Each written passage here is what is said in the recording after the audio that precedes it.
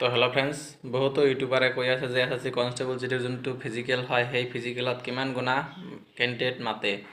তো সেইটো হ'ল মই কৈ আছোঁ যে যিমান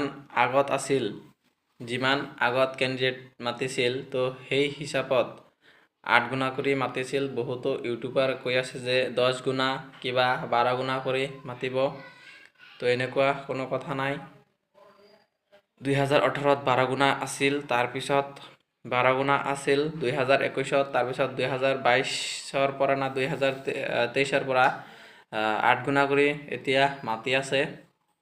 তো সেইকাৰণে এইবাৰো নটিচত দিয়া আছে যে এইবাৰো 8 গুণা হ'ব। তো আপোনালোকৰ এইটো কোনো ডাউট যেন নাথাকে যে এইবাৰ 12 গুণা হ'ব। তো আকৌ এবাৰ কৈছোঁ যে ফিজিকেলত কেণ্ডিডেট মাতিব 8 গুণা কৰি। তো এটি আছিল মোৰ এটা সৰু সুৰা ইনফৰমেশ্যন।